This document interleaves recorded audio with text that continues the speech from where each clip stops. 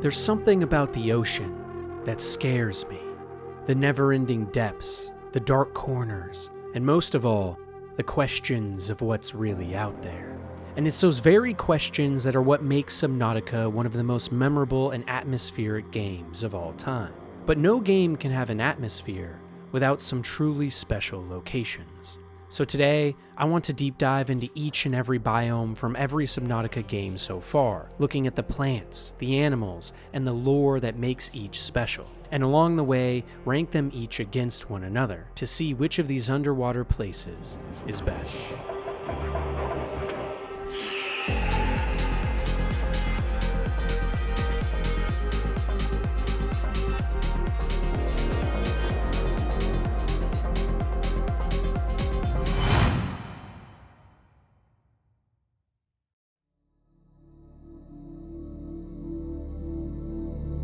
Maybe more than any other biome in Subnautica, the Sparse Reef really lives up to its name. And that's because this region on the map doesn't have all that much going on at all. Situated between the Grassy Plateaus to the north, Grand Reef to the south, and Blood Kelp Trench and Sea Treader's Path to the east, the actual biome of the Sparse Reef is little more than relatively flat sand shelves covered in green mounds with the occasional bit of table coral. Compared to many other places you can go, there are very few types of fauna and flora here. And while that can get quite boring from a gameplay perspective, it really adds a lot of much needed immersion to the world of Subnautica, and makes the areas full of life we will see later on this list feel so awesome in comparison. In fact, in a lot of ways, the zone serves as a buffer of sorts, a place that feels safe and welcoming that sits right next to some much scarier places that can be hard to traverse. And that makes it an ideal spot to build a base of operations, and because of a lack of life, allows any onlookers to see for miles in any direction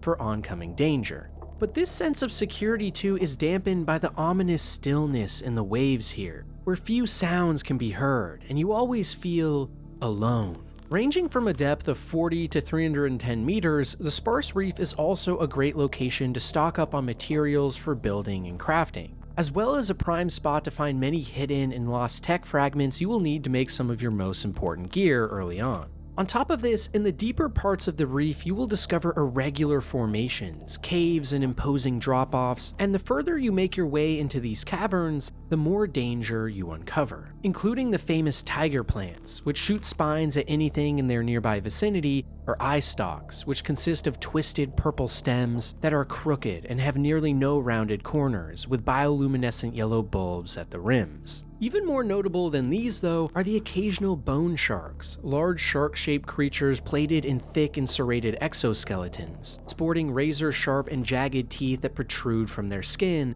rather than their gums. This idea probably comes from great whites in our real lives, which have tiny flat V-shaped scales all across their skin that shred their prey with ease as they glide by stealthily. But regardless, predators like these in the Sparse Reef have learned to survive in a low biodiverse environment with very little food, and their aggressive nature is likely in part due to the highly competitive everyday life for scarce resources. And based on the open rocky terrain of the biome as well, it's heavily speculated that this region went through some large amounts of tectonic activity at some point, which would have transformed it from a much more lush and vibrant ecosystem into the barren, yet calming dystopia we know it as today. But it's that same calming nature that gives this biome something special as well, where you can simply swim through the region at night, guided by the glowing plant life, or admire large rock formations in the northern section of the area. For a lot of people, that's what Subnautica is all about,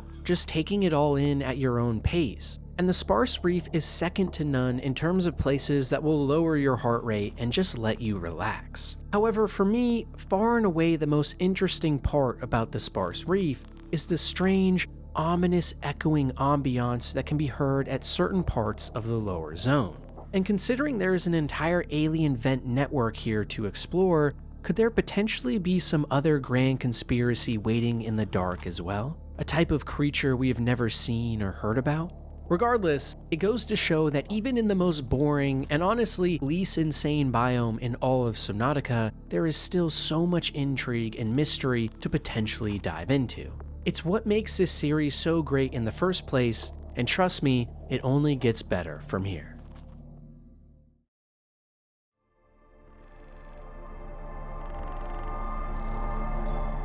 Next up, we have another biome that is in large part destitute as well, and yet again full of resources, but this time with even more things lurking around every corner: the mountains. Situated in the northeastern corner of the first game, just above Life Pod 5, the life pod you crash land in at the start of the game, the mountains are bordered by a large variety of other biomes, including the Blood Kelp Zone, Underwater Island, and Mushroom Forest. The region is characterized by a dizzying amount of huge rocky mountain ranges, with vast, unobstructed areas of open water surrounding them. And dotted all throughout the landscape as well are hydrothermal vents that produce broad areas of heat, attracting some of the most dangerous forms of wildlife in the game, including the now famous Reaper Leviathans. For those that don't know, Reaper Leviathans are the most populous and one of the most aggressive forms of Leviathans, a classification given to any organisms that are extremely large, and with their formidable size, they tend to bully all other living things around them and dominate whatever space they take up. For the Reapers specifically, with their long, slim, and muscular bodies, which are propelled forward by 4 caudal fins and 2 pectoral fins, they are also very quick. And this will likely mean you need to do everything you can to avoid any you see in the mountain ranges when you get there, as the zone is usually explored more early on in the game. And maybe most horrifying of all is the fact that creatures this massive are probably the least of our concerns in the oceans of Subnautica's planet 4546b. Because as we know from our real lives, deep sea species tend to be much larger than their shallow dwelling relatives due to the higher pressures at deeper depths. Which means in the deep waters, there could be things that make Reaper Leviathans look like peepers. But we will talk about things like that much later on this list. Because for the mountains specifically, if you do manage to not die at the hands of these large creatures who swim around you, you won't have much else to find. There's an abundance of brown algae in the zone along with patches of moss and grass, but outside of that, really the most exciting things you will see here are shoals of fish, and for the most part, you will be hugging the sides of mountain ranges and hiding as you search for materials or lost technology for upgrades. Because the biome is one of the deeper in the early game though, extending all the way from 0 to 500 meters underwater, if you manage to make your way into certain portions of the biome, you can uncover extensive cave networks which are home to a lot more life, and in my opinion are a lot more interesting. For example, located inside the actual mountain ranges themselves are caves home to drooping stingers, cave crawlers, and spiked horngrass which can be harvested using your knife. And while they are for the most part pretty barren as well, there just is a lot more going on in these caves, with a wider variety of striking colors and things to find, and on top of this, in the southern portion of the mountain biome, you can also find what is known as Mountain Island, a set of mountains that have grown so tall they have now formed their own island above the water, which sports its own cave network as well. Sadly though, as with everything else in the mountain biome, there isn't much going on here outside of a large amount of materials to collect, and really the most interesting part of this island might be the lagoon you can find inside it, which to be honest is pretty unique and interesting compared to anything else in the game. And of course, this island is also the stomping ground of the massive quarantine enforcement platform, an ancient alien weaponized tower, which is actually responsible for shooting down your Aurora ship you traveled to the planet on, along with countless others that have tried to enter its orbit. Still though, for me, the mountains of Subnautica just don't quite have enough going on to be higher on this list. And while the lore they teach us about the world is fascinating, that being that massive amounts of volcanic activity must have been going on many years ago which formed these mountains, along with indicators of precursor desperation after the Kara outbreak began, it still nowadays just isn't all that interesting, and for many people is nothing more than a large zone of nothing.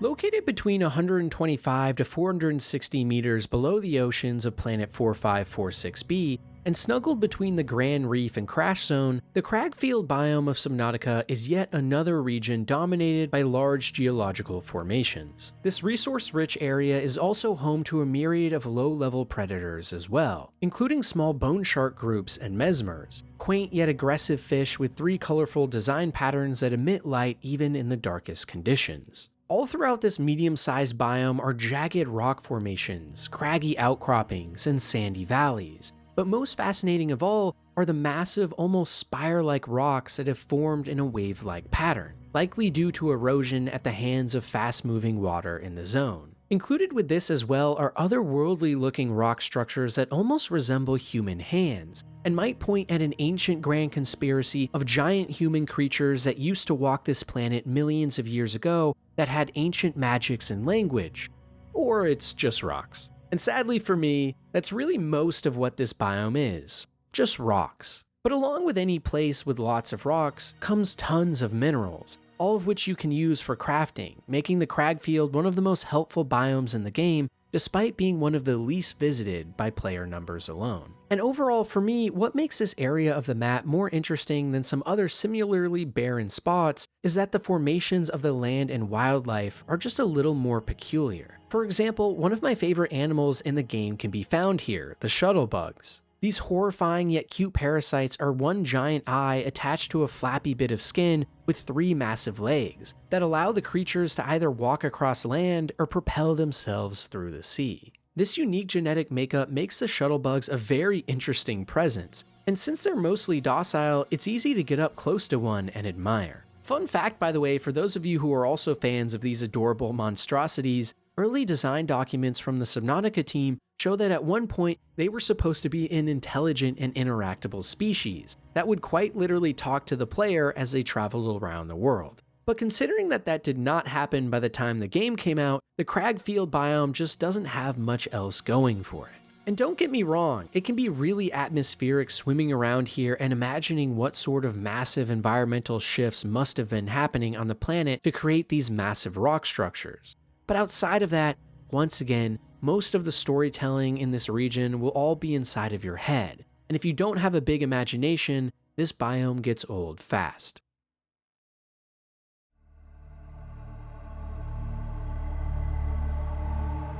Taking up the entire northwestern portion of the first game, the dunes biome of Subnautica is one most players are very accustomed to. Not only because of its massive size, that's what she said, but because of the bountiful amount of fauna you can find within. Ranging from a depth of 65 all the way to 400 meters down, the area is composed of multiple major shipwrecks and sandy dunes, beautiful archways, and most notably, a giant sinkhole and cave network full of distinct life forms. So this means that while the dunes themselves can be quite barren in many spots, just like say the mountains, Sparse Reef, or Crag Field, they actually have a lot more going on as well. And most of this comes from the extensive network of animal life that can be found here, giving birth to an expansive and vibrant alien ecosystem. For example, it's in the dunes that you can find the illustrious gasopods along with their eggs. These fairly large herbivores release their young from the acidic gas pouches in their tail, which if harvested right before an explosion, can grant the player some valuable resources including ammo for the propulsion cannon. On top of this, the dunes are where you can find 4 hidden sea crowns, one of the rarest types of harvestable plant life in the entire series, which is a hulking blue translucent bladder being held together by small stalks with yellow and green tinges of color throughout. Even cooler though in my opinion are the garryfish and spadefish, some of the goofiest looking things in the entire series, who are fun to endlessly chase around as their giant eyeballs and irregularly shaped bodies waddle in the sea.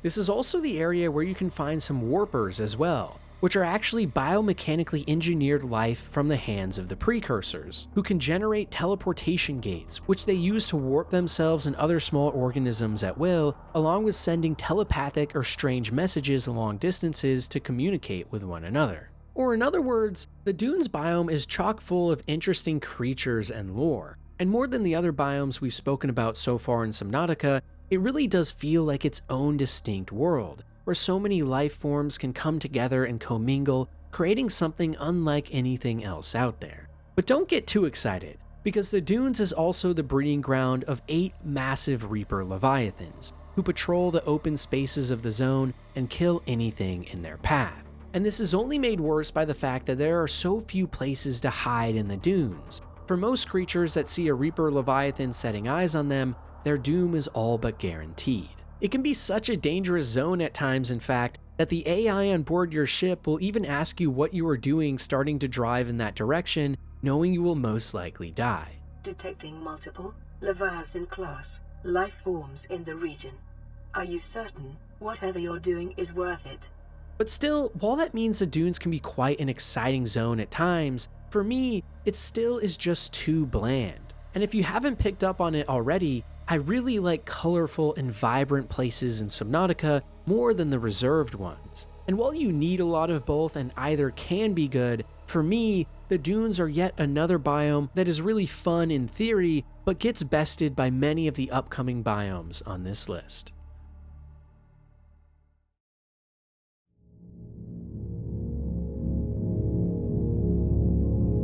For the first Subnautica below zero biome on this list, we have to turn to a place that, while cool, is actually my least favorite in the whole game, the Thermal Zone.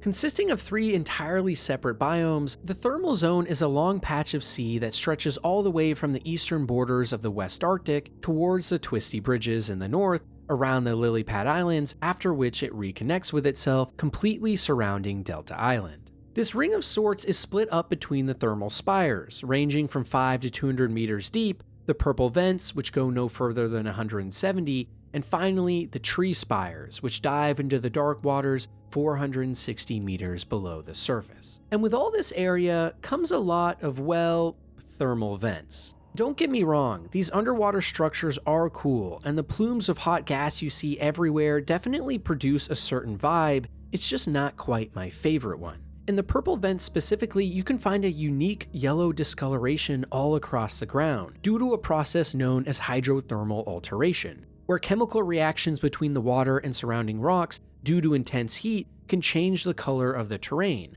often leaving yellow, orange, or reddish hues. And just like how we see this in real life, the purple vents are no different. But what certainly is are the actual purple colors coming out of the vents themselves. This is likely due to a high amount of bacteria and archaea in the biome mixing with rare minerals, and it implies that the purple vents may be a breeding ground for lots of new life forms that are beginning to formulate. And for me personally, this is what makes the purple vents the most interesting part of the entire thermal zone, a place that runs in contrast to most biomes of Subnautica, seemingly at the start of its story rather than the end of a long and historied past. Outside of that though, the purple vents don't have much flora or fauna to dive into, and really the only especially notable creatures are the Chelocerat leviathans, who are elongated crab-like creatures with shark-adjacent bodies, with a jaw section that is formed entirely by 4 long curved mandibles pointed forwards that mesh together towards the back to form an inescapable jaw. These carnivores use their long spines to reach extremely high speeds underwater, and a dorsal fin-like membrane that coats spikes growing out of their plated skin. They are without a doubt one of the scariest things you will ever see approaching you in-game, and the purple vents aren't the only place it can be found, as even more reside in the next part of the thermal zone, the tree spires. As the deepest part of the entire zone, the tree spires biome is home to a much wider variety of life, including brute sharks, hoop and red feather fish, along with cliff lanterns and tornado plants. But without a doubt, the real thing that makes this biome interesting are the large tree-like hydrothermal vents covered in vines that spew gases towards the surface. And this is where you can find the gargantuan vent gardens. These Leviathan-class animals are so rare that there's actually only 2 in-game, but while they lack high numbers, they make up for it in pure mass. Over 100 meters in height, these jellyfish lookalikes have a round transparent bell attached to their body, which uncases a large red structure resembling seaweed, all attached to a cone structure that emits a bright cyan glow at night, along with massive tentacles that reach downwards. These creatures are so large that they almost could be considered a biome all on their own, which is good considering the rest of the tree spires doesn't have all that much going on besides a handful of different fish species. But despite how mundane portions of this biome can be, nothing beats the monotony of the thermal spires, the final part of the thermal zone. Composed of nothing more than small to medium-sized vertical spire formations oozing sap from their innards, the thermal spires are one of the first places most players will visit in below zero, and thus are rich in minerals and relatively safe, with the only potential problems you will run into being the rock punchers and Cryptosuchus. Now don't get me wrong, both of these 2 aggressive carnivores are really awesome and their designs are some of the best in the series. I especially like the rock punchers and how they move across the sea floor and jump at you with their little shrimp tails and punch the ground. But the actual biome itself otherwise just feels so lacking to me. It's nothing more than gray rocks and thermal vents with the occasional coral shelf plate batch on a cliff's edge. And considering how awesome some of the other biomes right next to it and below zero are, it just falls so flat. But regardless, the thermal zone as a whole still has a lot to offer, and something you also don't really find in quite the same way anywhere else in the series, so it should be lauded for that at least. In my book though, there are so many other cooler places we're about to visit.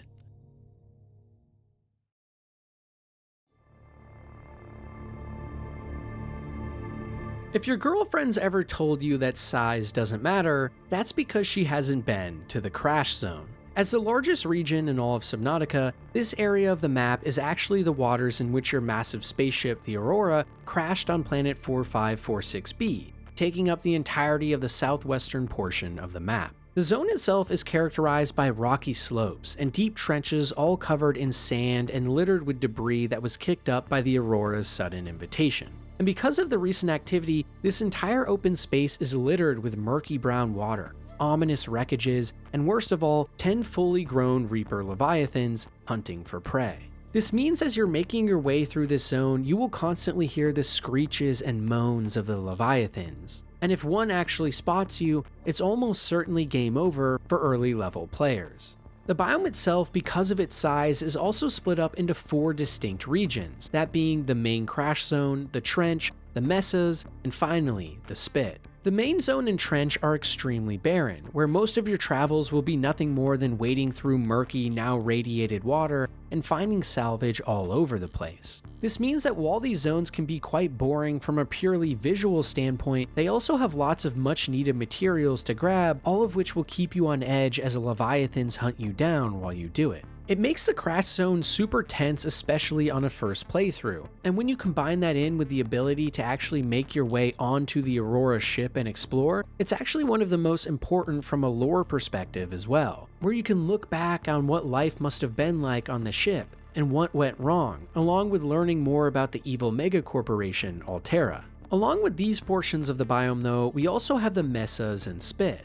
The spit is nothing more than a very small section of land located to the east of the Aurora, whose contents extend alongside the Aurora, aligning against its eastern side towards the nose. And this entire patch of land was probably raised above water by the crash itself, giving you some much needed breathing room from the Leviathans below. And there are lots of ores on this island to gather, but outside of that, it's about as bland as the waters below. Where things start to see a little more variety is in the southern corner of the biome, where we can find the mesas. 6 lively plateaus protruding above their surroundings, dotted against the barren dunes of the crash zone. With only 1 Reaper Leviathan being found here, the area is much more safe, and also full of more color and life. There are reapers, hoverfish, rabbit rays, and my personal favorite, the bladderfish, which have a long, extremely thin main body with pale purple colored translucent bladders above and below. These little fish are used to craft filtered water and game, and thus are one of the most important you will see throughout your entire playtime. And on top of that, they may be named after a cult within the Subnautica dev team that likes to wet themselves on occasion for sexual arousal. See my Subnautica iceberg video if you want more information on that. Regardless though, the crash zone, while being barren, something I usually don't like in the series, has a special place in my heart because of how dangerous it feels, and how much lore and history there is to uncover. For example, how much damage did the Aurora really cause here? What did many portions of this biome look like many years before or right before the major crash? What other secrets are hiding from us in these waters from which we can barely see through? And could some of those aboard the ship still be alive out there begging for help? And really, the crash zone is just one of those places that at first glance seems so mundane and tiresome. But when you actually experience it for yourself, you realize that half the beauty is the ambiance and atmosphere it provides that creates a tension few biomes can match.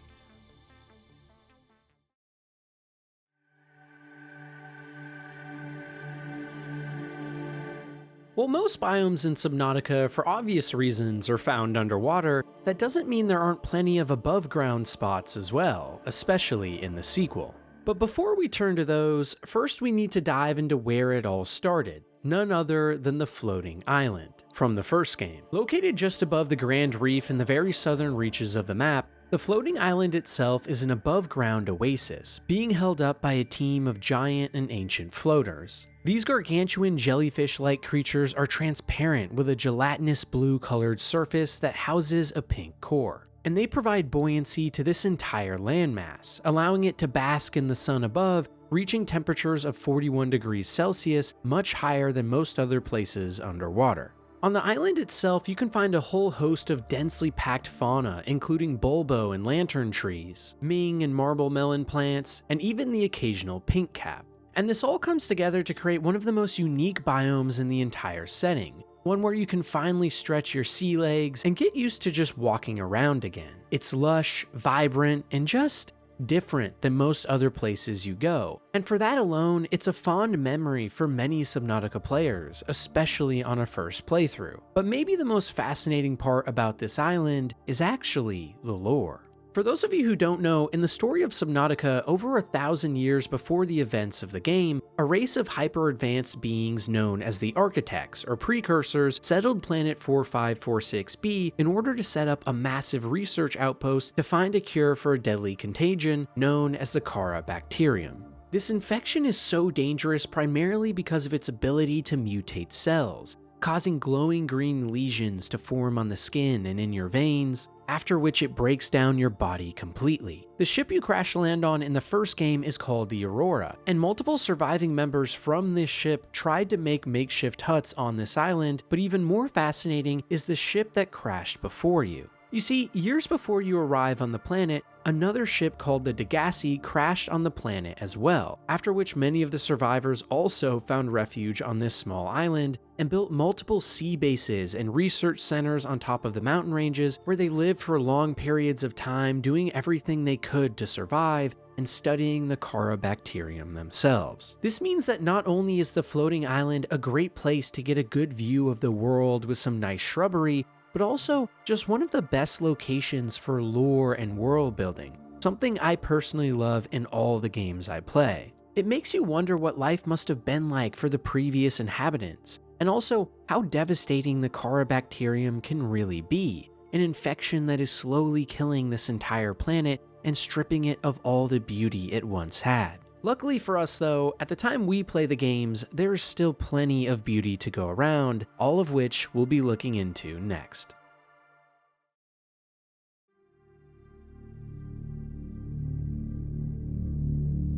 Located in the very center of Subnautica Below Zero's map is a large and very important landmark known as Delta Island. Surrounded entirely by the thermal zone, the location itself is home to a host of land-faring organisms. Things like penguins and sky rays, or the hard-to-miss thermal lilies, which glow brightly as you walk past and face towards you, warming you up while you brunt the harsh cold above water. And that's because this island is completely covered in snow, biting winds, and damp rock caverns, along with the occasional hot spring full of crystalline sulfur, which can also keep you warm in a pinch. In contrast to, say, the floating island of the first game, Delta Island is much more rugged, but also has a lot more going on. For example, if you manage to climb all the way to the summit of the island's biggest mountain, not only will you be met with a cutscene of a woman in a mech almost killing you, but also the Delta Research Station, a focal point of the main story and historical landmark that is filled to the brim with interesting lore on the series.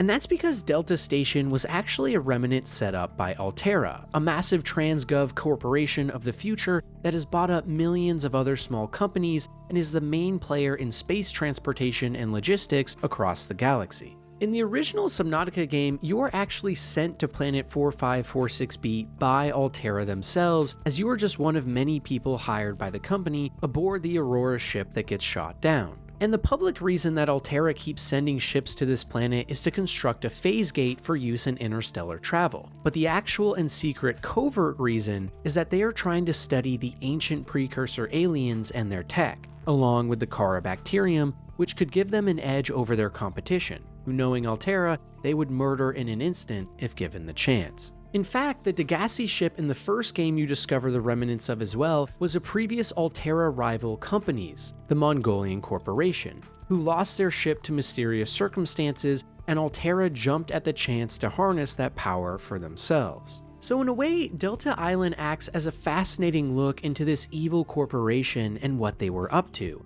as well as just being a fun place to hang out in as long as you find a warm spot to stand in. And what it lacks in raw beauty or variety, it easily makes up for in pure intrigue, a staple of all good Subnautica zones, places that not only look cool, but make you stop and think as well. On top of all of this too, there are so many hidden secrets beneath the island that lead to some of the coolest spots in the series, but we'll be talking about those shortly.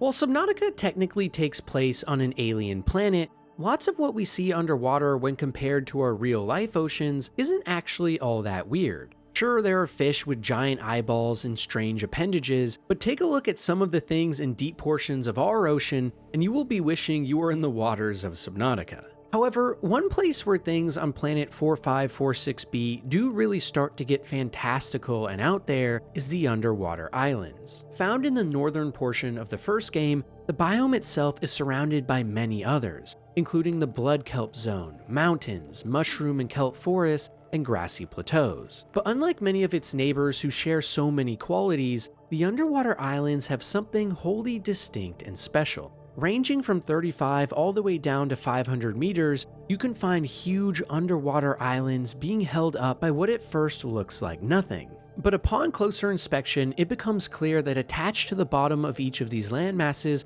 are multiple ancient floaters, who in a symbiotic relationship of sorts push these portions of land far above the bottom of the ocean so that sunlight can hit them.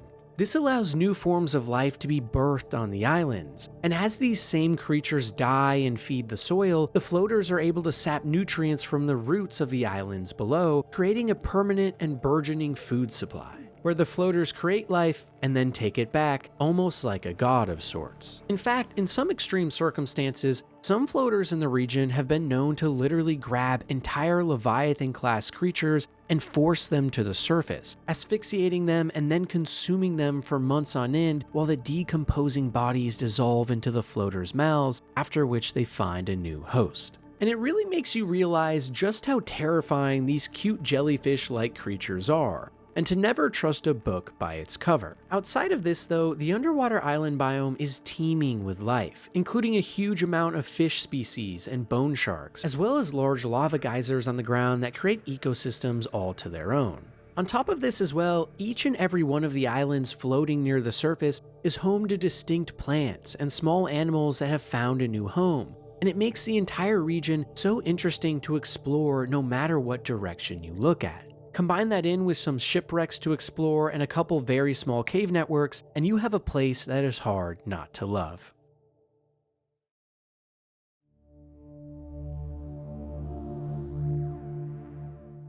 I mentioned earlier in this video about how my favorite biomes in Subnautica are ones full of color and life, or places that have mysteries and questions that really make you think. And to start us off here, we are talking about none other than the Grassy Plateaus biome. Covering a wide array of different parts of the central portions of the first game, the Grassy Plateau is generally one of the first biomes any Subnautica player will encounter. Standing between the safe shallows and kelp forest, it usually acts as a last hurrah in more safe water until you enter some of the much crazier things out there. But that last hurrah is anything but unmemorable, as the Grassy Plateaus are full of vibrant life and distinct color. And speaking of color, this zone is mostly known for its sprawling vistas of bloodgrass, vibrant red blades of tall herbs which fish and smaller animals love to hide in. Due to starting at a depth of 50 meters, the biome isn't suitable for creep vines to take hold like in the neighboring kelp forest. So instead, you are left with a very wide open area in a sea of red, with pillar-like structures formed from water erosion and smooth marine plains consisting entirely of sand. It gives the entire region a very easygoing feel, and when you combine that in with a huge assortment of plants and animals, it feels so alive and optimistic. Scattered all around the ground are plants like acid mushrooms, redwort, and the beautiful veined nettles, which resemble a common hand fan but come to life with a burst of violet and dark purple stems. But as with any zone with lots of life, there are also lots of predators, and in the Grassy Plateaus, this includes the smaller biters, tadpole lookalikes which have razor-sharp teeth and temperaments of piranha, along with the infamous sand sharks which burrow into the sands of the biome and wait for unsuspecting prey to swim by for an ambush attack. As the player, you can even hear a series of low growls whenever you get close to one, signifying it's time to run. However, out of all of the life, probably my favorite in the whole zone are the reefback leviathans. Similar in size to a real-world whale, these massive creatures are composed of a thick, dark blue carapace with a rounded triangular front that rounds in the back, attached to 3 long whip-like tentacles. These docile and passive monsters swim near the surface and allow you to climb them and discover entire ecosystems on their back, including barnacles, bloodgrass, and even the aggressive tiger plants or smaller fish and oars that we all know and love. And really more than anything, the Grassy Plateaus is just a perfect example, for me at least, of what Subnautica should be. Sprawling ecosystems with a huge variety of life and awe-inspiring things to discover like the reefbacks, which make you feel so small in this big ocean. And while there are some even better chill zones coming up soon, without a doubt, I love the Grassy Plateaus biome.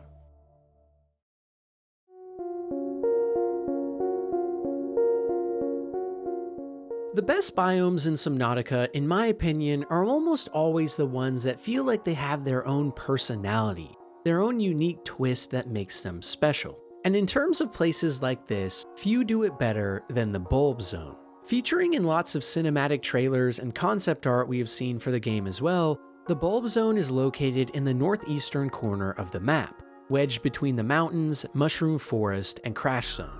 Wearing a radiation suit in this area is highly advised as well, as much of the radiation from the crash zone has leaked into this environment up here. Nonetheless though, the zone itself is composed of small crevices and overhangs in a vast sandy dune-like tapestry, one that is abundant with small brown algae and a huge variety of plants with bluish-purple hues. The most notable of all of these though are far and away the bulb bushes. Unique to the Bulb Zone, these bushes come in 4 different sizes, but all sport the same purple spherical bodies with a lumpy texture. Small light blue glowing spheres protrude from each of their bodies, and at night, the bushes all light up like Christmas trees during the holidays and fill the surrounding area with an ambiance that is unmatched. These plants also have a special knack at spreading their seed, as oftentimes different animals will graze against their bodies and bulbs will be scattered everywhere across the seafloor, giving birth to even more bulb bushes.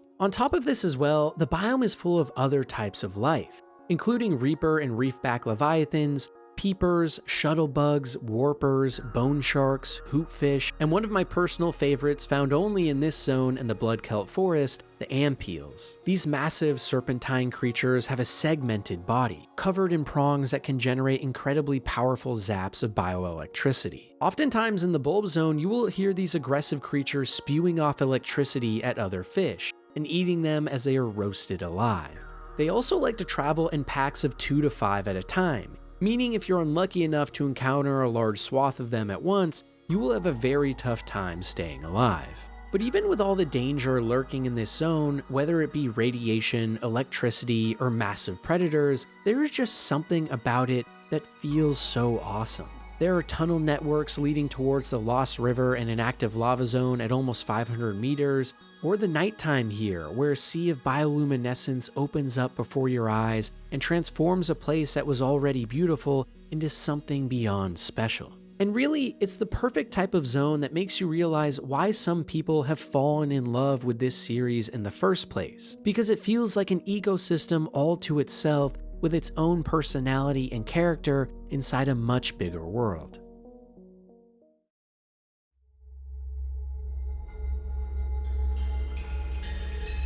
As strange as it sounds, sometimes all you need for an amazing biome in Subnautica is some awesome lore and backstory, and in the case of the Koppa mining site from Below Zero, it proves this point perfectly. And that's because the Koppa mining site is actually a secret Altera Corporation research and mining facility that can be found deep under the crust of Delta Island.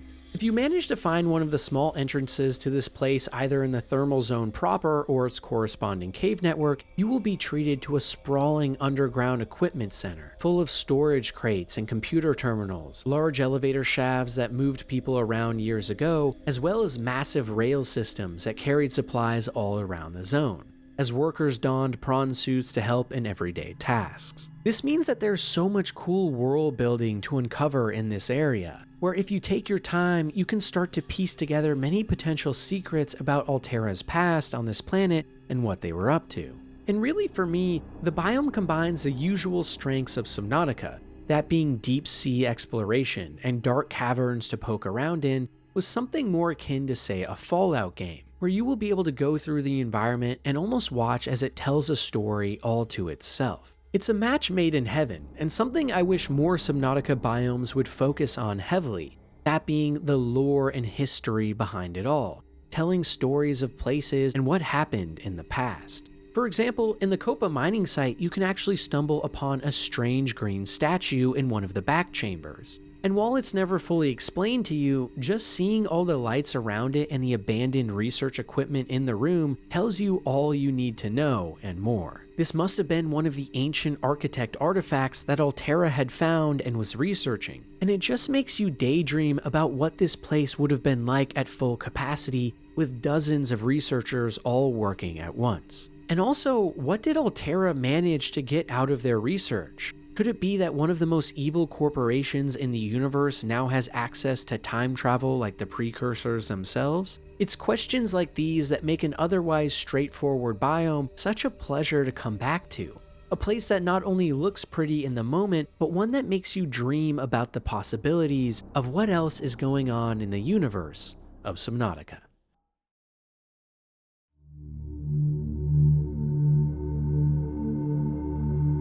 I've always been a huge sucker for biomes that revolve around one singular idea, whether that's a striking color theme, a certain type of material, or maybe most interesting of all, a living, breathing thing. And in terms of places like this, few do it better than the Sea Treader's Path, located in the southwestern corners of Subnautica's map. The region itself at first glance is quite barren, with nothing more than a massive hill in the interior with a considerable amount of sand and clusters of an unidentified coral species. But the true bewilderment of this biome begins to show its hands as you take a closer look. And that's because under this great sandy hill is actually an extremely extensive cave network of deep tunnels. Within these tunnels are a large assortment of different forms of life, including cave bushes, deep shrooms, membrane trees, and all sorts of different fish like peepers, reginalds, and eye-eyes, which, just as the name implies, are nothing more than a single huge eye strapped to a fish's body, no mouth, no butthole. But as cool as fishes with no buttholes are, the real star of the show in the Sea Treader's Path, and what makes it such a memorable location, are the Sea Treader Leviathans themselves. Beasts that are so notable, they have an entire biome named after them.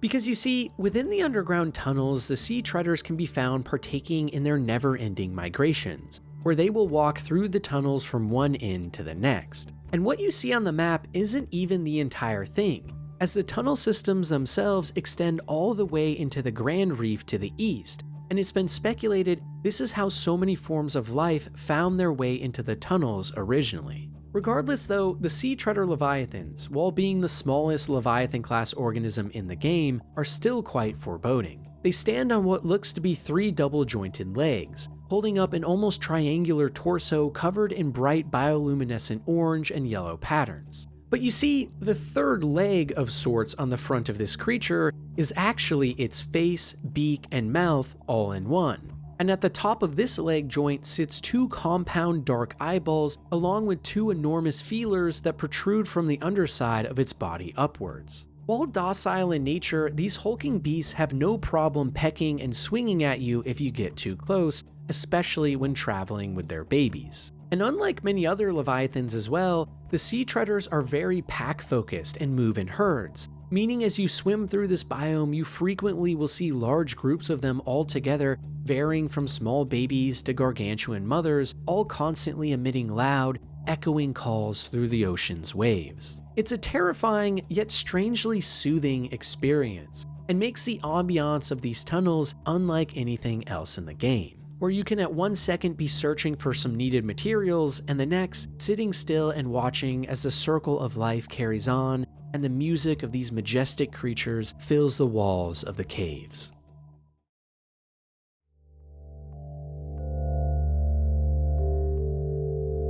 With a name like the Grand Reef, you would expect this Subnautica biome to be full of color and life, but almost disappointingly, most of the time it's actually quite the opposite, instead sporting dark waters and eerie vibes. But you see, that's a big part of what makes this biome so awesome in the end, because by the time you spend hours exploring every corner of it, you realize it has more to offer than meets the eye.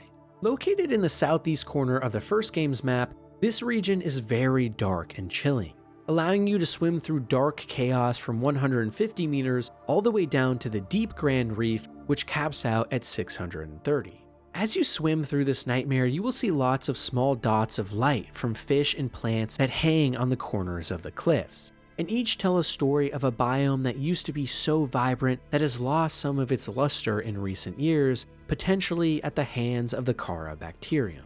And all throughout the zone too, you can find shoals of fish, along with larger creatures as well, including bone sharks, crab squids, and the haunting ghost leviathans. These apex predators have a soft, bioluminescent and transparent outer membrane that shields a large muscular body, with piercing yellow eyes, all of which give them a menacing look that matches their equally aggressive demeanor. When attacking, these leviathans extend their jaw muscles outwards and excrete a booming screech, which signals your impending doom and causes massive damage if you're hit, one of the highest damage attacks in the entire game. But outside of these monsters, there's a lot more on offer in the Grand Reef as well, including a tunnel system of caves which sits mostly in the stillness of utter blackness, and also, by far my favorite part of the biome, the deep Grand Reef, which is home to a forest of anchor pods, suspended blue orbs with a jade green pattern which light your way in these ominous waters. This is also the place where you can find the famous final sea base created by the lost crew of the Degassi, which can give you tons of insights on their final days on the planet, as well as what they discovered through their research into the bacterium as well as life nearby. It's the type of zone that most players absolutely love or hate, and for me, I just love the thrill the zone can give you, with the creepy vibes it has absolutely everywhere you go, and some of the best lore in the game. But if we're being completely honest, more than a biome being good for building a base, or how scary it is, or how much lore you can uncover, the true test of whether you personally will love a Subnautica biome is if it passes your vibe check. And for me, the Grand Reef just does. It's expansive, visceral, and even menacing at times, and almost acts like a gateway drug into what we will be seeing in the final portions of this list. The best of the best, and biomes that will fill you with utter awe or dread.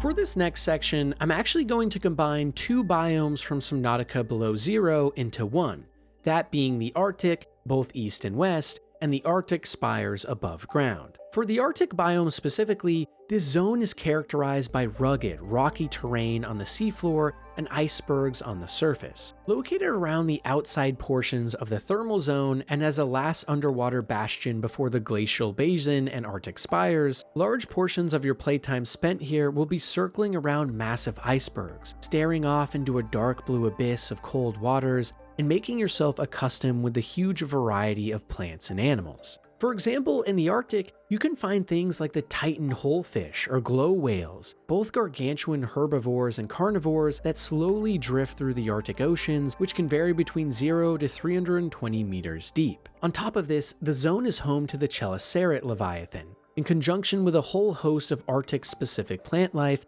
that has grown to survive in even the harshest and coldest conditions. But really, what makes this biome so special for me is how beautiful it is. As we know from our real lives, the Arctic oceans and icebergs in them can be beyond breathtaking, and the harshness in places like this only adds to the intrigue. You can explore underwater calderas that long ago were hollowed out by volcanic eruptions, or try and pet penguins on top of the icebergs where mothers and their youngs sit sunbathing.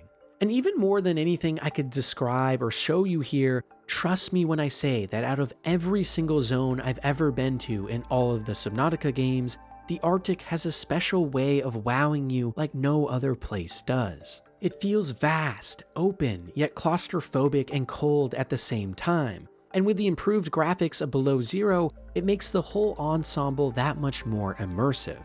But we aren't done yet, because northwest of the Arctic are the Arctic Spires, a huge above-water landmass that borders Glacial Bay. The biome is characterized by a flat sheet broken up by huge spires of ice jutting up from below, where it appears the sea level has dropped since the ice spires must have formed long ago. Between these spires as well is a sprawling ice valley, with cracks all along the surface that make it feel like at any moment you could fall through into the icy waters below. But worst of all, the biome itself can be very maze-like, feeling like you are trapped within a labyrinth that you have to figure out as you go through multiple cave entrances, diving through small pools of water to come out on the other side in completely new portions of the zone, and a lot of confusing geography and layouts. But if you thought that was terrifying, then just wait for the ice worms. Enormous Leviathan-class organisms that have long, slender bodies, which they use to burrow through the ice sheets and ambush predators as they struggle to skate across this harsh area. The ice worms themselves also have a thick exoskeleton on their head, sporting an extremely dangerous and huge spike, which they use not only to burrow, but cut their prey in half in mere seconds. Luckily for us though, these creatures use sound to find their victims, which means if you are careful and quiet enough, you should be safe in the Arctic Spires to simply sit back and enjoy the views. And really, it's those views that make this zone so special. Because while other places in the Subnautica series can be a little more unique or special in terms of gimmicks of flora or fauna, I really do think that actually swimming around or walking around and playing the game, exploring the Arctic zones, will be some of the most magical times you will have in the series. Which is crazy to say since you can get to both of these zones so early in the game. And for me at least, it goes to show that the most important part of Subnautica, what makes it amazing as a game series, is the immersion, the atmosphere, and feeling like you genuinely are discovering an entirely new world.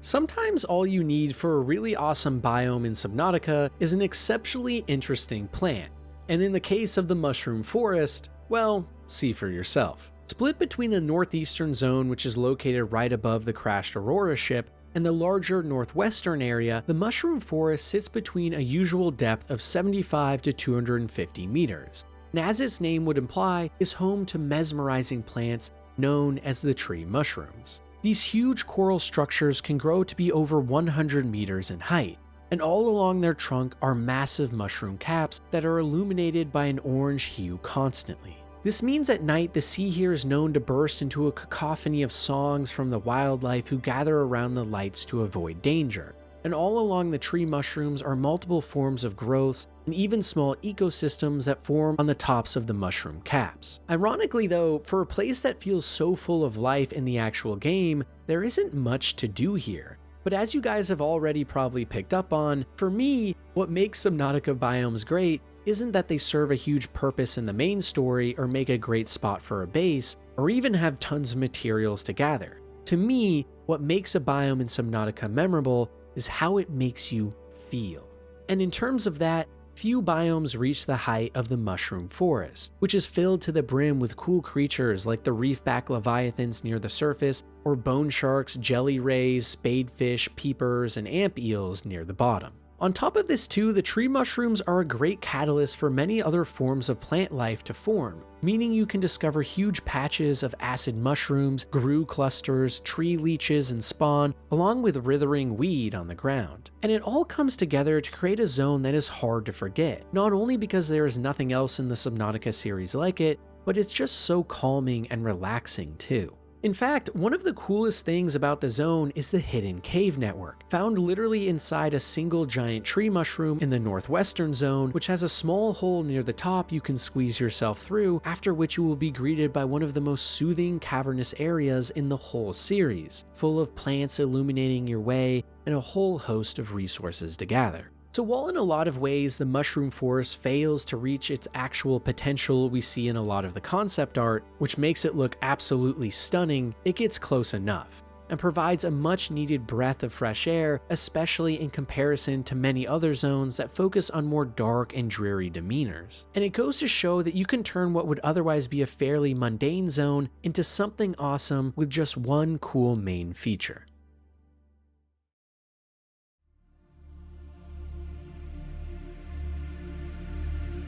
If there is one biome that every single player thinks of when you say the word Subnautica, it's got to be the Safe Shallows. And that's because this beautiful place is actually where your entire journey all began. It's literally impossible to miss. The second you jump off of your escape pod in the first game, you will immediately be graced by the most shallow zone in the entire series, and not because it lacks any empathy, in fact, quite the opposite. Situated in the very center of the map, the Safe Shallows is not only the safest biome in the game with no native predators, but is also at its deepest only 80 meters downward, meaning you can easily swim around here with nothing but your bodysuit and no other gear. The biome itself is actually a massive coral reef, and as such, is home to a huge abundance of life and color.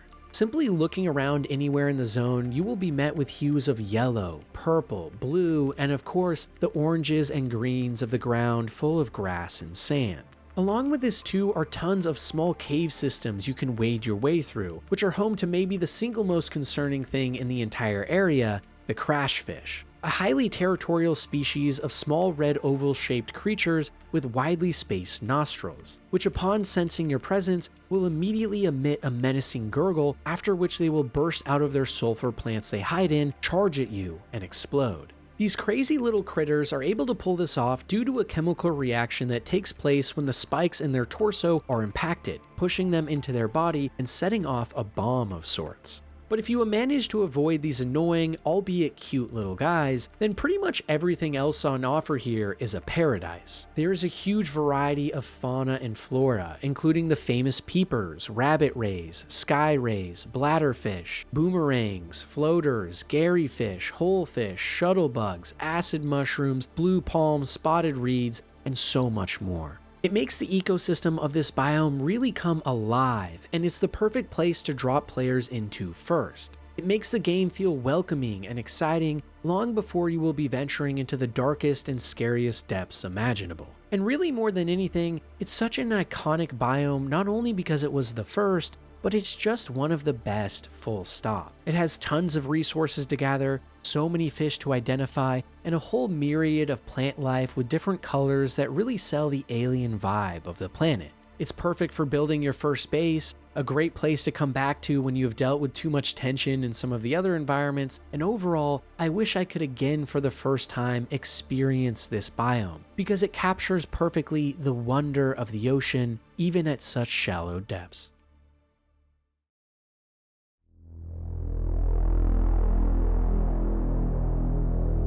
While I know for a lot of people Subnautica Below Zero is nothing more than a cheap imitation of the first game, as someone that does love it for what it is, one thing it certainly does well is beautiful biomes. And this next one is a place that actually originally made me fall in love with the game because of how striking it is, the Twisty Bridges. Bordering the Arctic Kelp Forest and thermal zone, the Twisty Bridges sit at a depth between 50 and 250 meters, and are one of the first zones players will usually encounter in-game.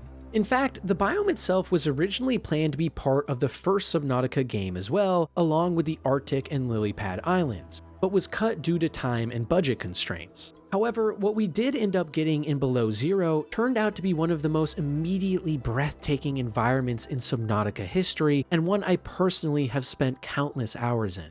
As the name would imply, the entire zone on offer here is mostly composed of massive, sprawling, and looping bridge-like structures that are covered in bioluminescent algae. The entire biome has a bright blue tint to it, and especially at night, this all comes alive in a sea of color that reminds you of how wonderful the ocean can be at times. And this atmosphere is only heightened by the myriad of plant life you can find here, including ribbon plants and oxygen plants, which make the environment here much more cheerful and allow you to swim into the deeper portions of the biome without a ship, by getting pockets of air from the oxygen plants as you traverse. This mechanic in game also helps you stay at these depths while hiding for long periods of time from the brute sharks that patrol the waters, and even more notably, help you reach a hidden station deep inside the tunnel network of the biome, Sanctuary Zero. This architect facility was originally created as a way to transfer one precursor consciousness into an artificial construct in the event of an emergency. And in the story of Below Zero, we actually get to pick up an SOS signal that is being sent from this facility in hopes of finding the AI cube to save them.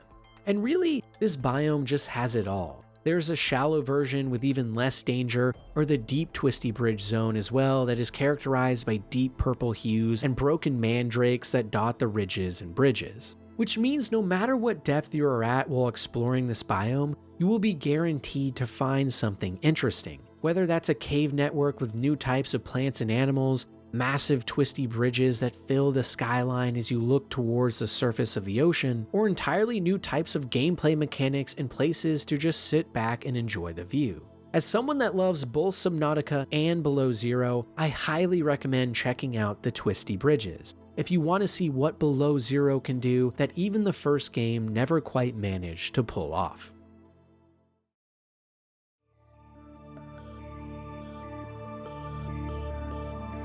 While the safe shallows might be the first biome players fall in love with while playing Subnautica, I feel like the Kelp Forest is usually where people realize just how amazing the game is actually going to be. And that's because the Kelp Forest is your initial glimpse into how alien and fantastical the oceans of Subnautica are, and is host to some of the most atmospheric moments in any playthrough. Located between the safe shallows, grassy plateaus, and mushroom forest, the Kelp Forest is one of the earliest areas that players will encounter, but also one of the most striking. Ranging from a depth of 0 to 160 meters, the entire zone is littered in massive creep vines, towering green kelp plants that grow from the seabed floor all the way hundreds of meters up towards the surface. They actually do this in an attempt to capture more sunlight for food, and grow massive roots in the ground in order to support themselves. But for players, the reason they are so notable is simply because they are just plain awesome. The massive creep vines in the Kelp Forest cast dark shadows across the entire region, where only small traces of light are able to make their way to the sandy outcrops below. And this makes the whole biome come to life with an almost zen horror aesthetic, where things should be scary, but they're so beautiful you can't look away. On top of this, the biome is home to a myriad of different forms of life, including bleeders and stalkers, shark-shaped monsters with elongated bodies and noses similar to what you would find on, say, Earth's gharial crocodiles. These predators like to hide within the confines of the dense creep vines and pop out when you least expect in order to catch prey off guard. Along with these monstrosities are more elegant and peaceful organisms as well, like the peepers that have migrated over from the safe shallows, or the seed clusters which can be harvested from the body of creep vines using your knife for use in creating lubrication. It's another one of those early zones that just feels alive because of a really distinct sense of character, and this feeling carries over into Subnautica Below Zero as well, where you can explore the Arctic kelp zone, which is very similar in most ways except for the creep vines being a much more distinct puke yellow hue. And really, it's just one of those zones that doesn't try to do too much, instead opting for a very focused experience, and it manages to nail it perfectly. The vibes just swimming around here are absolutely unmatched. And despite the fact that some of the biomes coming up on this list are a lot more fantastical or crazy, I wouldn't be surprised at all to see many of you in the comments arguing that the Kelp Forest is still the best in spite of all of it. It really just is immersive and awesome, especially on a first playthrough. I know it was for me at least.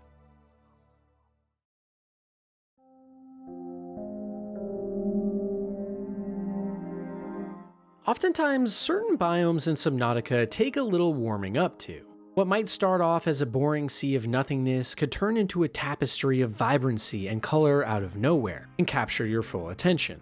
But in terms of biomes in Subnautica that make a great first impression with no extra investigation needed, it's rare to find one better than the Jellyshroom Caves. Located just below the major starting zone of the first game, that being the Safe Shallows, Kelp Forest, and Grassy Plateaus, the Jellyshroom Caves sit at a depth between 180 and 300 meters, and as such, you will most likely need a sea moth with upgraded defense systems to even survive down here. To actually reach the cave systems though, it's crucial to find any of the many openings in the rocky seafloor, which looks to go deeper than any other nearby caves. Because if you find one of these spots, usually dotted with small purple jelly shrooms near the rim, simply by going inside you will immediately be met by absolute splendor.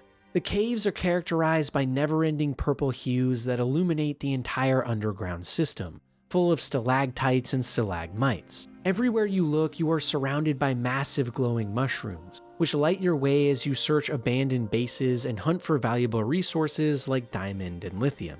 And really what makes this whole experience so awesome is that there's just nowhere else in the game quite like it. And because it can be found right beneath your nose in the starting zones, it's a natural first place to go as you begin to unlock more powerful vehicles and upgrades. On top of this too, there are multiple unique animals and plants in this area that make it exciting to venture into, giving you a chance to discover things that make an appearance nowhere else. For example, this is the only region in the game where you can find the Oculus, a small species of herbivores that look very similar to peepers, but are twice the size and have two large bioluminescent magenta eyes with large detailed irises. Probably an evolutionary adaptation due to the lower amounts of light in this biome and the need to pick up on the purple hues which are low on the color identification spectrum. Outside of these are the crab snakes, which are highly aggressive, elongated serpentine bodies with long translucent fins running through their necks on both sides all the way to the end of their body, finally forming into a tail. They sport razor-sharp fangs and will jump at any creature that threatens them.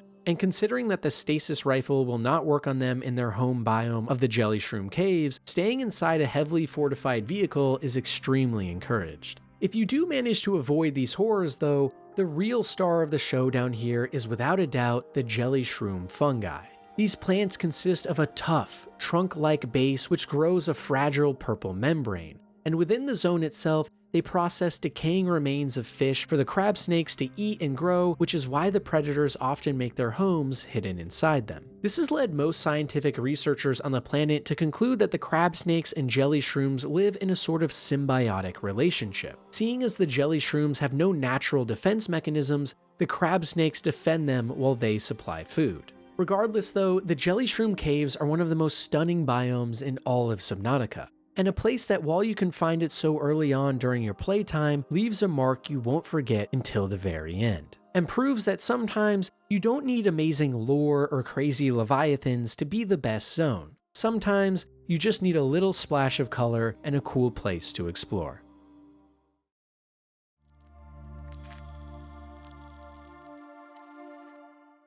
As you would probably guess, the deeper you go into the waters of Subnautica, the more crazy things you find. And this principle carries over to below zero as well, where within the deepest caves and darkest corners of the ocean, you can stumble upon biomes that remind you of just how alien this planet is. But in terms of places like this, far and away the most striking are the Crystal Caves and Favricator Caverns. Both of these zones are immediately recognizable due to their massive purple and red crystal columns respectively, which grow on the ground and walls around you. This means both biomes can be an absolute pain to actually traverse and navigate, as it's always hard to tell where you are, but if you manage to get past the initial frustration, you are met with what is, in my opinion, the most amazing looking set of biomes in the entire series. For the Crystal Caves specifically, the location can only be accessed via the deep purple vents or Lilypad crevice, meaning you likely will be very far into the game by the time you get here. And since the Favricator Caverns can only be found through small openings in the Crystal Caves, the region is even more secluded.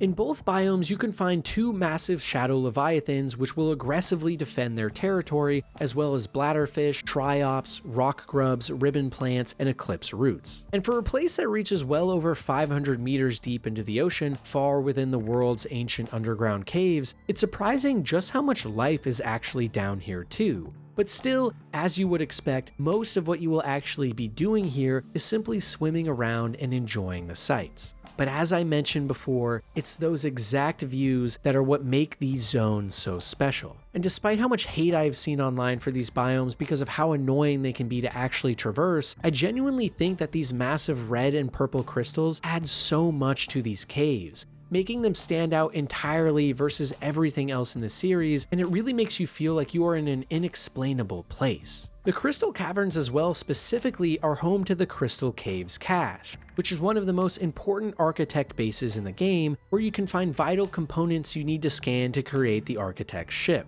But honestly, at the end of the day, the reason I put these two biomes so high on my list while a lot of others might not, is that I just can't imagine Subnautica without them.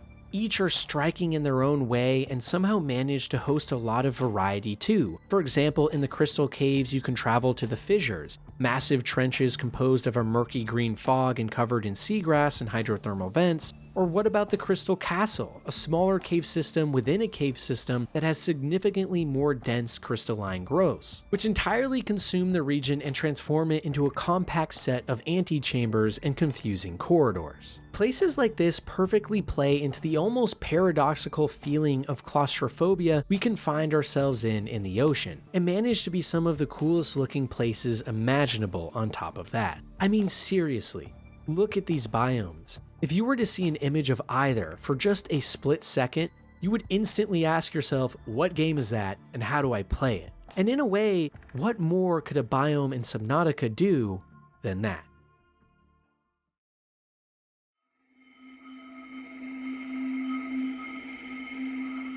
One of the hardest aspects of making a new biome in Subnautica has to be the idea of providing variety, while still remaining on course to one singular theme. And in terms of places like this that manage to do it perfectly, the Glacial Basin far and away is one of the most impressive, diverse, and just overall best biomes that the universe of Subnautica has ever seen. And I know how strange that might sound to some of you.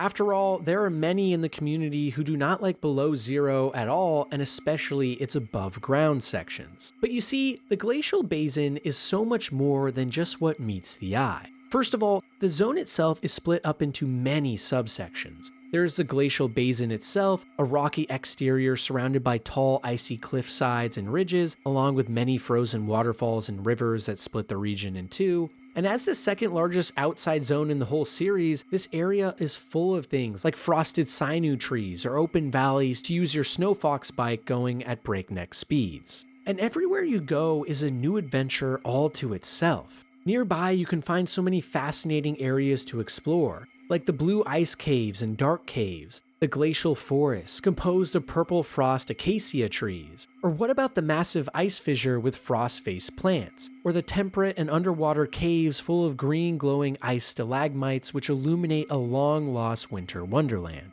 And those aren't even the full extent of what this biome has to offer either. In the very northern tip of the zone, you can find the Glacial Bay, where the Altera Corporation has a strong presence, including various structures like blizzard lines or radio towers that were frequently used in their heyday.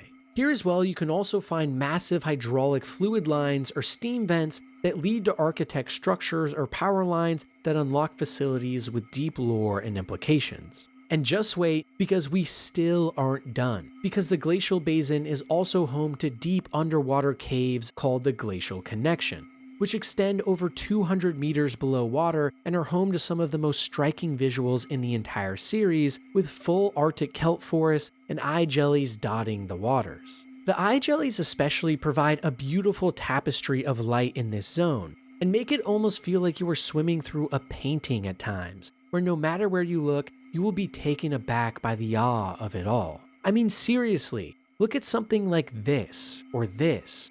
Utterly captivating icy underwater caves full of creatures and bioluminescence that takes your breath away.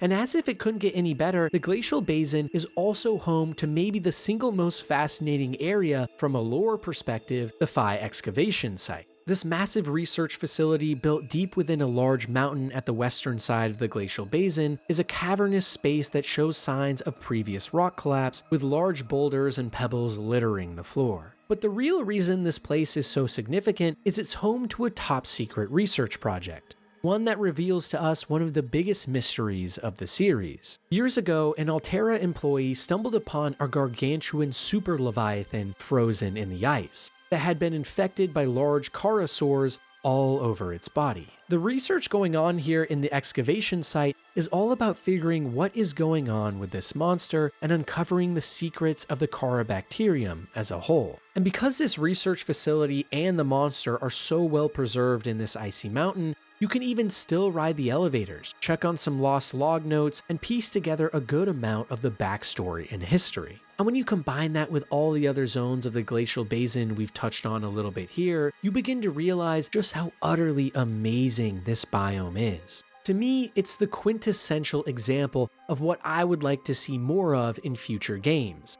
A zone with distinct flavor, yet so many variations within that. In this case, an icy tundra and valley with secret crevices to uncover all around you. And it goes to show something I've been arguing for years now, that Subnautica Below Zero has some of the best biomes in the entire series. And I simply don't know how it would be possible to walk into the glacial basin and be anything but impressed. And for that reason, it's one of my personal favorite biomes of all time.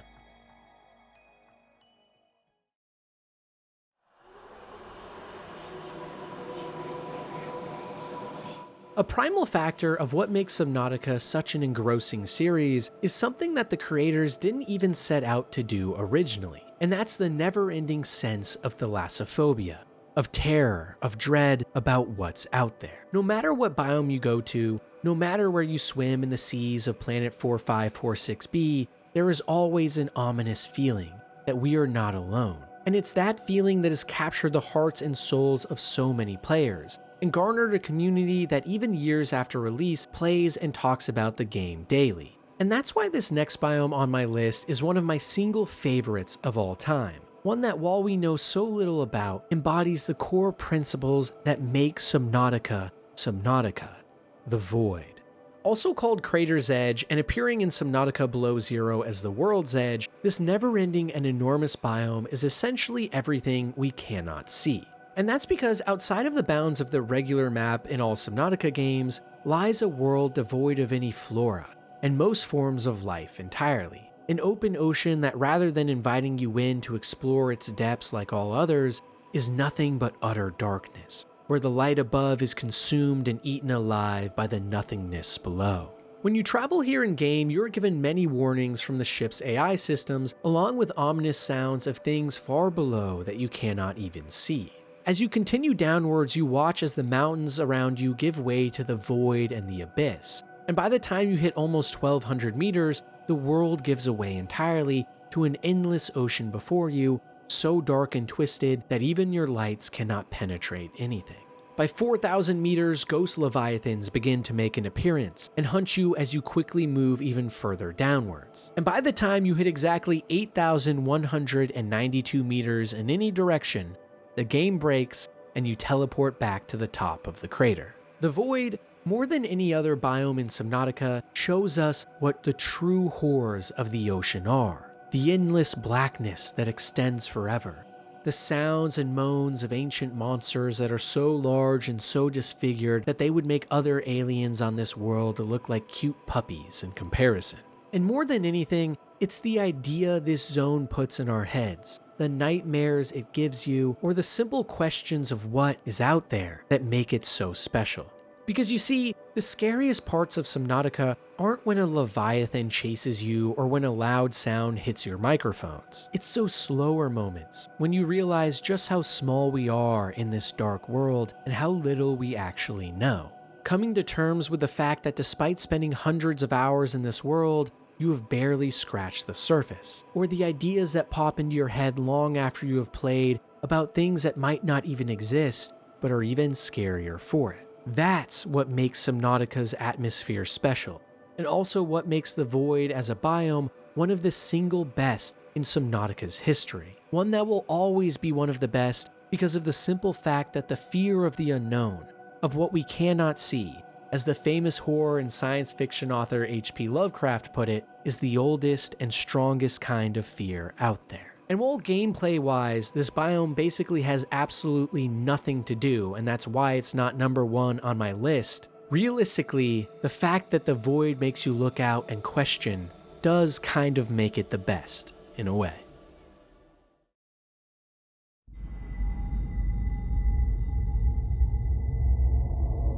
If the universe of Subnautica has a hell, then without a doubt, it's the lava zones. Consisting of both the inactive lava zone, ranging from 900 to 1300 meters deep, making it the second deepest fully explorable biome in the game, as well as the actual deepest, the lava lakes, topping out at 1500 meters, this entire biome is characterized by striking hues of red and unbelievable temperatures and danger. Both of these two areas are actually the final two you travel to in the first game, and as such are full of some of the best lore in the entire series, but also sport an intensity unlike anything else. Even traversing these zones can prove extremely difficult, as temperatures can reach as high as 75 degrees Celsius or 167 degrees Fahrenheit for those of you who love freedom. And this means usual go-tos like the sea moth cannot survive due to the heat levels and levels of pressure so deep underwater. And on top of this, to even swim around yourself, you will need to have the most advanced and upgraded reinforced diving suits, and taking the Cyclops or prawn suit is a must. Once you actually get inside though, there is a strange beauty to these hellish biomes that really make them shine. In the inactive lava zone, for example, you will be met with miles of open cliffs spewing molten lava, along with solidified chambers of magma that illuminate your surroundings like the inside of a furnace. There are lots of unique things to find here too, like the lava larva or magmarangs, fish that have evolved to embrace the heat rather than being cooked by it. And on top of this too, this is the biome where you can find the great sea dragon Leviathan, a colossal reptilian creature that is housed by a dark green fortress of a body that seems to separate the sea with every move it makes. The Leviathan uses its arms and tentacles to propel itself forward through the lava zone at great speeds, and if you get caught out by one, your only hope is to run and pray. But just when you thought things couldn't get even more intense and awesome, depending on the type of person you are, if you manage to make your way through the inactive lava zone, you finally find yourself in the finale of the game and one of the most memorable biomes in Subnautica history, the lava lakes. While much smaller than the inactive lava zone, and thus for many people not quite as grand, it makes up for this lack of size with absolutely breathtaking views. Giant walls and lakes of lava blanket as far as the eye can see, with obsidian pillars and magma formations creating vast geological structures to wade your way through. The heat and brightness here is so powerful that your skin will immediately melt into your bones if you are not properly protected, and spending any more than mere seconds in the fiery infernos all around you will result in a swift death. It's the quintessential example of how to make a player feel powerless in Subnautica, and is the perfect culmination of everything terrifying you've seen up to this point in a final zone that makes all others feel like they were just a warm-up. Not necessarily because this zone is the scariest, but because it's the most fearsome, most ferocious. But the thing is, I think what really puts this biome over the edge into my top 5 favorite biomes in the entire series is that it's also home to the primary containment facility. This gargantuan research base, also known as the Emperor Containment Facility, was originally constructed 1,000 years ago by the precursor aliens or architects, who in their desperation to find a cure to the Carabacterium outbreak that was killing their species, found the Sea Emperor Leviathan, a species that looks very similar to the sea dragons and is the single largest living leviathan we have seen yet. The precursors took special interest in this hulking beast because of its resistance to Kara, meaning the Sea Emperor is likely the key to solving what could be the most evil force in the entire universe, that can wipe out entire hyper-advanced civilizations all on its own. It's such a fascinating concept not just because it's cool in its own right, but because it finally puts all the pieces together for the main story that most players have been going through for hours up to this point, and shows that oftentimes the most interesting bits of world building happen in the most dangerous kinds of places. And overall, it's hard to argue that the lava zones in Subnautica aren't something special, a place that feels so foreboding yet too enticing to not engage with. And in a way, isn't that what every amazing Subnautica biome does? That being making a place that is daunting yet exhilarating at the same time.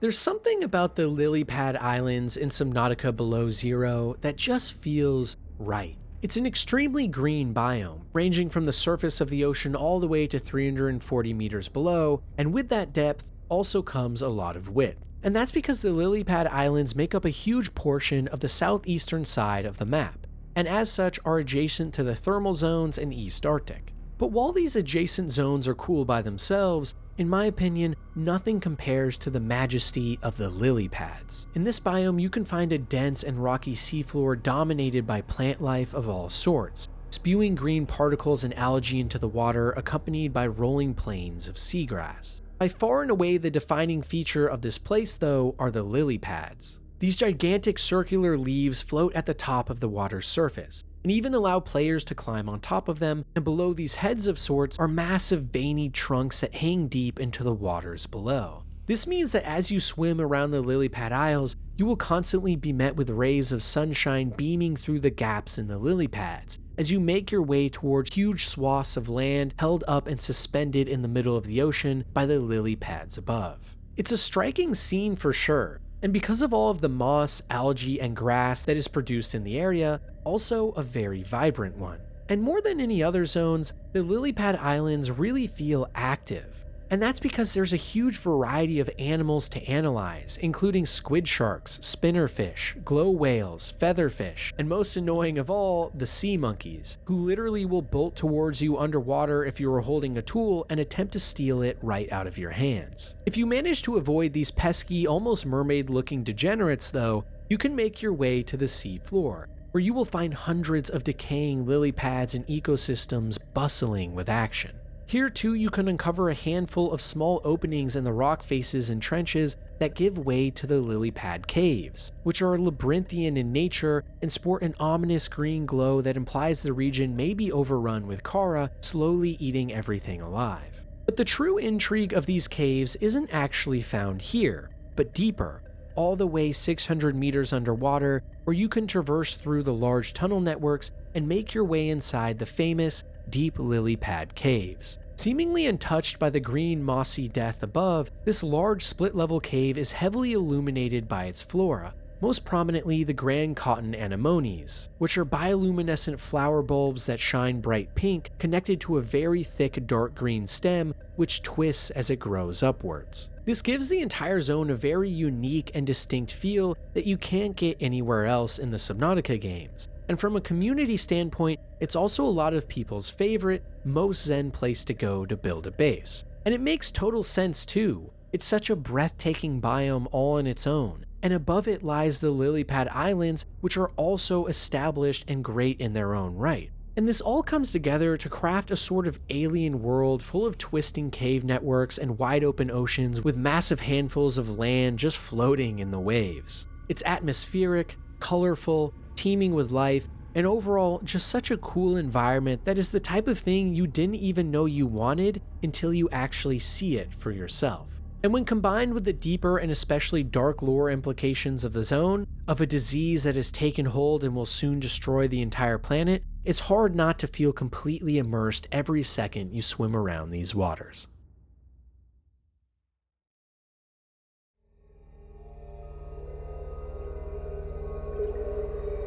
One of the most important aspects of Subnautica's success, and the biggest reason I love it personally, is just how unbelievably atmospheric and tension-driven some of the biomes can be. The kinds of places that make the hairs on your back or neck stand up, or your eyes lie wide awake in awe. And in terms of zones of influence like this, without a doubt, none do it better than the blood kelp zones. Composed of both the blood kelp trench to the southwest of your starting life pod, and the northern blood kelp zone found between the mushroom forest, underwater islands, and mountains, both biomes are recognized by their distinct lack of light and overgrowth of blood vines. These very tall and thin plants emit an ominous white glow from their stems, and will oftentimes be the only thing you can see in front of you, as the northern zone can get as deep as 580 meters, while the trench extends all the way to 675 meters at its apex. This means that much of the life around these parts has evolved to survive in extremely delicate and harsh conditions that lack sunlight, thus resulting in monstrosities that pull lots of inspiration from the deep sea creatures in our real lives. For example, in the northern blood kelp zone you can find the ghost leviathans, blighters, and crab squids, translucent bulbous sacs of flesh that have 4 eyes attached to a squid's torso, almost resembling an alien with a massive brain. Stumbling upon these things at depths like this can be a terrifying and disorienting experience, especially when the only thing to keep you grounded in the utter darkness are the small plants you can find or random cave networks that reveal a treasure of resources. But you see, no atmospheric biome like this would be complete without some music to back it up. And the blood kelp zones in Subnautica specifically actually have some of the best and most eerie music in the entire series. It makes it so every second you spend here feels like your last, and in the trenches specifically, at many points you will feel like you have become lost or that the game might have crashed because it really feels like you are down there alone and scared. Combine that with the fact that the sea moth and prawn suit can struggle to navigate the tight spaces in the southern zone, which is literally one massive trench with rock bridges spanning from one wall to another, and you wind up with an almost paralyzing sense of terror, but in a good way. And it shows just how tense and amazing this series can be at times, where the blood kelp zones are once again another biome that taps into that sense of thalassophobia within all of us, making you afraid of what could be out there in the darkest portions of the ocean, hiding away from prying eyes. To me, it's everything that a Subnautica biome should honestly be, full of mysteries to uncover like large shipwrecks or small floating islands, terrifying monsters that are fully unique to these zones that can't be found anywhere else, and a distinct feeling of being on edge the entire time you're here. So much so that it's seldom you find players in the Subnautica fanbase who don't love this biome, even if they can barely stand being in it. Because even if you only spend a little time here, it leaves a resounding mark on you and becomes the type of biome that will live on in your memory forever and make all of your friends want to try it too.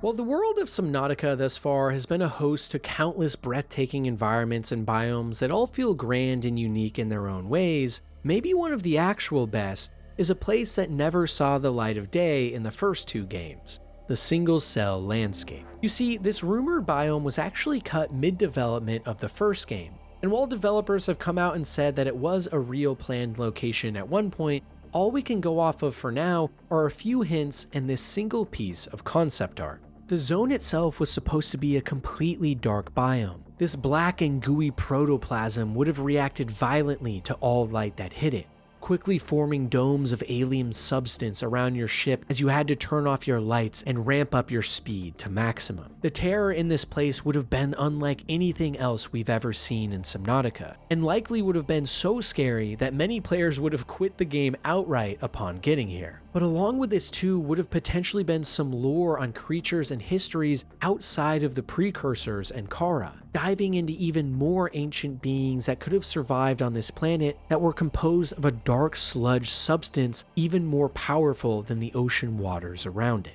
And I can't express just how awesome and horrifying this idea is. It's the kind of thing I really hope the dev team brings back for Subnautica 2 towards the end of the main campaign, as a sort of last place we need to go to unravel the mysteries of the series. You could even include new forms of plant life that are gooey in nature, or animals that have learned to survive with no light trapped in a hell with this monster. Maybe you could find hundreds of gargantuan leviathan skulls that imply a great war of sorts before, or even shipwrecks from precursors that date back millions of years. The possibilities truly are endless, and it fits right into the theme of discovery for the whole series and would add a huge layer of variety. So while we may never actually get to see this biome in game, I still believe in my heart that a future title could include it. But even if they don't, just the idea of what this could be, the potential, means it's one of my favorite biomes in Subnautica history. But you see,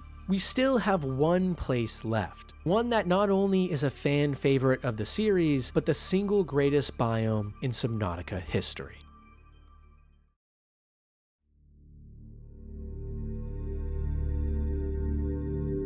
A big part of what makes Subnautica such a special game series is that every single biome is unique and special in its own way. Whether that's zones full of utter darkness and molten lava, or otherworldly locations where entire islands float underwater and form ecosystems all to their own. However, there is one place One biome in Subnautica that rises above them all and creates an environment so beautiful, so atmospheric, full of lore, and tantalizing that it is without a doubt not only a fan favorite of the series, but the single greatest biome in Subnautica history, the Lost River. Found via 4 entrances spread across the map, including the Blood Kelp zones, Deep Grand Reef, mountains, and the Bulb Zone, the Lost River itself is a frigid and deep cave biome, ranging from depths between 550 and 1,000 meters deep. And on top of this, it's split into 7 different sub-biomes within. And this makes the Lost River not only one of the largest zones in series history, but also far and away the most diverse. One second you might be making your way through a massive corridor full of crab squids and pyrocoral, and the next find yourself in the bone field, surrounded by the skeletons of monsters far greater than anything we have ever seen alive in game. But we'll get to that. First of all, almost everywhere you go in this zone, you will be blanketed in a strange and ominous green toxic mist. This isn't just for show either, because this green tint you see everywhere in the Lost River actually comes from the presence of highly toxic green brine pools, which release chemicals into the water that make it very unlivable for most forms of life, and create the large crystalline sulfur outcrops we can find in the zone. Just like in our real-life oceans, sulfur settles at the lowest points in water, due to the fact that it's more dense than the molecules around it. But you would be sorely mistaken if you thought it was the only resource in this haunting place. Because in actuality, the Lost River is home to the most diverse set of resources and life in the whole game. If it's minerals you're after, you will be happy to find things like gold, diamond, nickel, ruby, silver, lead, lithium, ghostweed seeds, gel sacks, and titanium or uranite deposits. In terms of animals, in the waters of the Lost River, there are schools of many unidentified forms of fish, along with baby ghost leviathans and their mothers, bleeders who are parasitic worms that attach to your skin and suck your blood at an alarming rate, or the spinefish who look like living zombies who are translucent down to the bone and swim aimlessly forever. And all of these things come together to make the entire zone feel alive and lived in, despite how toxic it comes across at first. And as you swim around this biome, you will be met with countless massive rock structures, huge stalactites that have very strange shapes that almost make them look like they were formed by an intelligent creator rather than ocean waves. And if you swim towards the ocean floor, you will be blanketed by a thick green must that hides the sand and rocks beneath it, and might be home to some of the secrets we still have yet to uncover in the games. Because there are 7 distinct biomes as well, there is so much to see and do. For example, in the Ghost Canyon, a large passageway featuring multiple caves and tunnels that branch out all into one huge canyon of sorts, you can find the ancient skeleton of a bone plate leviathan, a hulking sea slug that looks like it crawled across these floors thousands of years ago, presumably before brine had taken over. In other areas like the Ghost Forest, you can wade your way through miles of ghost rays and weeds, which have a bright blue shine of light that emits from their branches and paints an evocative scene in the dark and foreboding place that the Lost River is. And maybe most interesting of all of these sub-biomes is the Tree Cove, a luminous room with a single giant cove tree in the middle that is surrounded by a swarm of ghost rays swimming around it in an almost religious fashion, basking in the blue and purple hues that make this place stand out against the rest of the larger biome. At the corner of the Zone 2, you can find the mountain regions, which include a giant sea dragon leviathan skeleton on a hill, and even more importantly, the famous disease research facility. This enormous abandoned and destroyed precursor alien base was once thousands of years ago home to some of the most twisted and heinous experiments in this planet's history, where the architects would capture innocent underwater creatures and restrain them to small rooms or against walls, where they would inject the horrifying Bacterium into their bodies directly to study the effects. These helpless animals would scream and whine as the water around them diluted the sound waves, and Kara began to take hold of their bodies, creating massive green pustule sores that consumed them from the inside out. And for years, this tragedy continued on as the apex alien precursors tortured everything in sight, until one day, a humongous sea dragon leviathan, in an effort to save its own kind, collided into the research facility, causing a massive rupture and releasing the Bacterium into the wild, where it would go on to slowly kill the entire planet. It's a horrifying reminder of the tragedy of the Subnautica main story, and goes to show just how dark and twisted things can really get in this universe that otherwise looks cheery and happy. But even more interestingly, it makes us beg the question, what was the Lost River? What was planet 4546b like before all of this happened?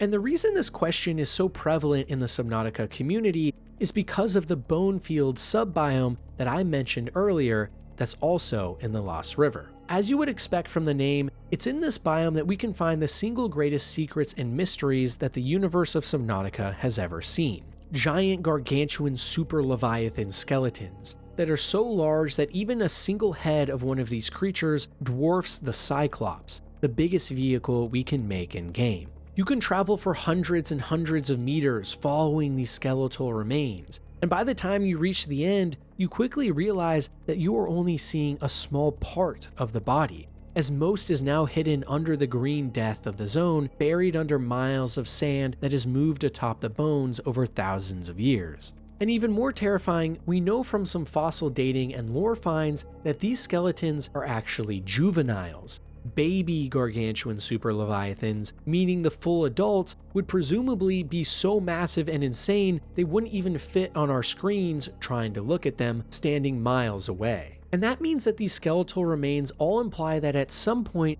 these oceans that we are exploring in Subnautica were home to much bigger and much more fearsome apex predators that had teeth larger than our entire bodies. But these findings only beg more questions than they answer. For example, how on earth did creatures this large find themselves in a cave network like this? Sure, don't get me wrong, the Lost River is extremely expansive and one of the biggest caves in the entire game, but it certainly isn't big enough to even house one single monstrosity like this, let alone many. So could it be that thousands of years ago the entire biome was much different? Maybe instead being a massive open portion of ocean? After all, we do know that the inactive lava zone and active lava zones are just below the Lost River in-game, so it would make sense that after such a long time span, potentially world-altering amounts of volcanic activity could have terraformed the region into an entirely new place, and the skeletal remains could simply be lost artifacts to that time. This theory begins to break down though once again when we notice that the bones left behind by the gargantuan super leviathans are in very pristine condition to have survived that long,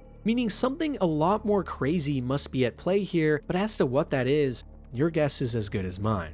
But really, regardless of what the actual answers are, to me, the Lost River is by far the greatest biome in Subnautica history, one that has literally everything you could ask for. It's massive and teeming with unique life forms of animals and plants you can't find anywhere else. It has a huge handful of smaller subbiomes that all have their own spin, some of the craziest lore and best research facilities in the entire game, grand mysteries that make you wonder about the past of the planet and the future of what we could possibly see in other Subnautica games, and a general visceral atmosphere that makes the entire biome feel extremely immersive. I cannot stress enough just how great this single location is. And as hard as it was deciding where to put every other biome on this list, and quite honestly, I could go back and switch a couple spots depending on the day, I knew from the very second I started researching and working on this video that the Lost River would be number one, because there simply isn't anything else that captures the same sense of magic quite like this biome does.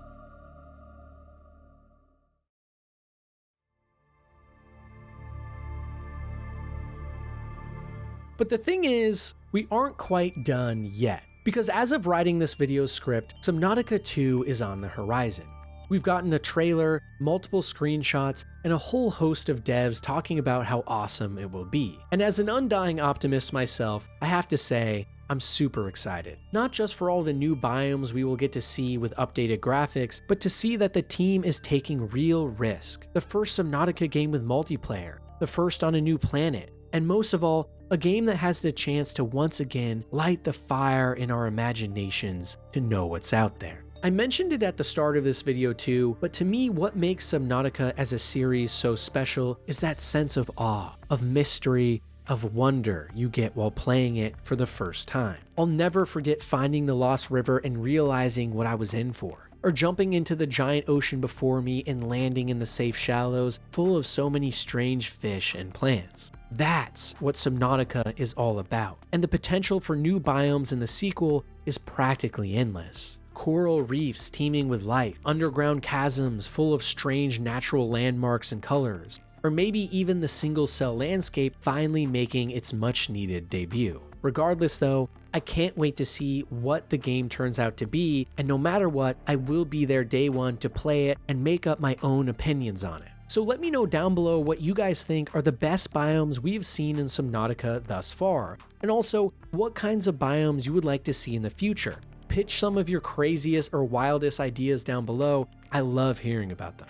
Because after all, it's those ideas and the wonder they inspire within us that makes making videos like this one such a blast despite the endless hours of work researching, writing, and editing. And hopefully sometime in the future, we can discuss the biomes of the newest Subnautica game and see how they compare to what's come before. So as always, thank you all very much for watching. I appreciate the support dearly, and I'll see you next time.